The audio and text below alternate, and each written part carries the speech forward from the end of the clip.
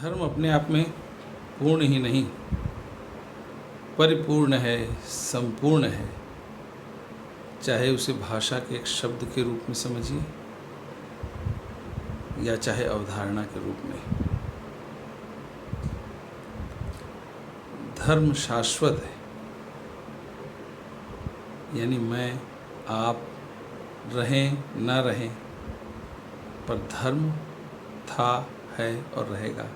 हमारे पहले भी था, हमारे समय में भी है और हमारे बाद में भी रहेगा। ये है इसकी निरंतरता। अब धर्म के केंद्र में क्या होता है, हमें समझना पड़ेगा। धर्म के केंद्र में क्या है,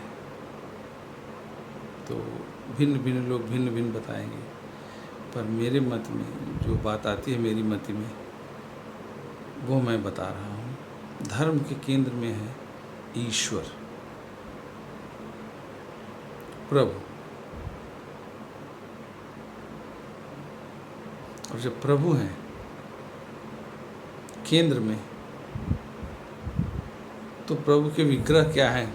अगर प्रभु केंद्र में है तो उनके विग्रह क्या हो सकते हैं? यानी धर्म के प्रमुख अंग कौन कौन से हो सकते हैं, जरा कल्पना कीजिए। तो कुछ मैं यहाँ वर्णन कर रहा हूँ। सत्य, प्रेम, दया, भक्ति, ये कुछ मैंने जो मेरी मति में आए मैंने बताए। ये धर्म के प्रमुख अंग हैं। यानी जब हम प्रभु की कल्पना करते हैं तो एक प्रकार से हम धार्मिक हो जाते हैं, क्योंकि धर्माचरण करके ही हम प्रभु की शरण में जा सकते हैं। बिना धर्माचरण के यह एक दुरूह कल्पना है। तो धर्म का अभिप्राय ये है।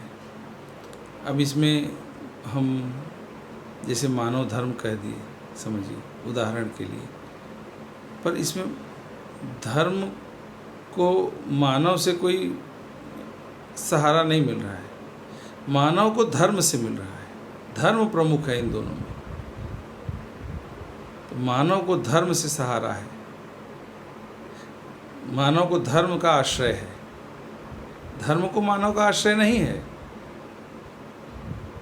तो ये समझिए, धर्म को किसी भी आगे पीछे, दाहिने बाएं, ऊपर नीचे किसी भी चीज़ की आवश्यकता नहीं। इसीलिए कहा वो अपने आप में परिपूर्ण है, शाश्वत है। तो ये एक छोटी सी बात थी जो मैंने यहाँ पर रखी। अब आएंगे हम भक्ति पर। कुछ प्रमुख अंगों के बारे में भी थोड़ा बात करेंगे। तो भक्ति को तो मैं एकदम सबसे प्रमुख मानता हूँ, केंद्र में है, क्योंकि ईश्वर की आराधना, साधना, उपासना, उनके प्रति धन्यवाद का भाव एक प्रकार से, या शरणागति यूँ कह लें। धन्यवाद तो बड़ा छोटा सा शब्द है, एक जो कहते हैं ना दैनिक कार्यक्रम का एक भाग हो सकता है वो, हमें सन्मार्ग की ओर ले जाने के लिए एक प्रकार का उसे अभ्यास समझिए, या एक्सरसाइज जिसे कहते हैं अंग्रेजी में, वो समझा जा सकता है। सत्य है, क्योंकि सत्य के साथ अगर और उप अंगों में देखेंगे तो न्याय भी जुड़ा है। ऐसे अलग अलग जो प्रमुख अंग हैं उनके साथ कुछ और अंग जो उप अंग भी जुड़े हैं, क्योंकि जब सत्य ही नहीं होगा तो न्याय कैसे होगा। तो सत्य की अवधारणा पर ही न्याय की अवधारणा अवलंबित है, आधारित है।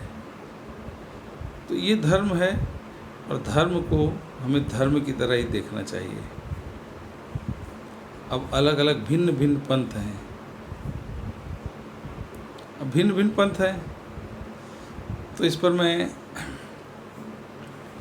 डॉक्टर हरिवंश राय बच्चन की एक पंक्ति उद्धृत करना चाहूँगा। अलग अलग पथ बतलाते सब, अलग अलग पथ बतलाते सब, पर मैं यह बतलाता हूँ, राह पकड़ तू एक चला चल, पा जाएगा मधुशाला। अब यहाँ मधुशाला के अर्थ में और उसमें जाने की आवश्यकता नहीं है। कहने का मतलब जो ईश्वर की प्राप्ति का ध्येय है, तमाम पंथ हैं, उनमें से कोई भी एक पंथ पकड़ लीजिए, पर ध्येय आपका क्या होना चाहिए।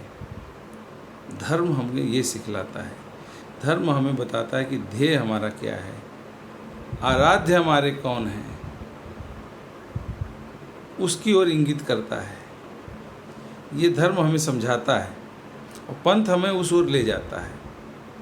तो ये सनातन पंथ के बारे में मैं कहूँगा कि बड़ा ही विशद है, बड़ा ही बृहद है, अति प्राचीन है और इस धरा पर सबसे प्रथम अगर धर्म के रूप में हम जानते हैं तो यही सनातन पंथ है, जो धर्म को के मार्ग पर हमें चलने की प्रेरणा देता है, बताता रहा है।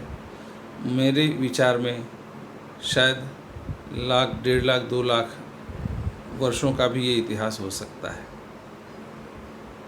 जैसा कि मैंने अपने पिछले एक वीडियो में बताया था कि नासा ने जो राम सेतु अपने उपग्रह से, सैटेलाइट से बताया है लोगों का, जहां ध्यानाकर्षण किया है, उसकी आयु नासा ने ही बताई है कि लगभग 1.5 लाख वर्ष है।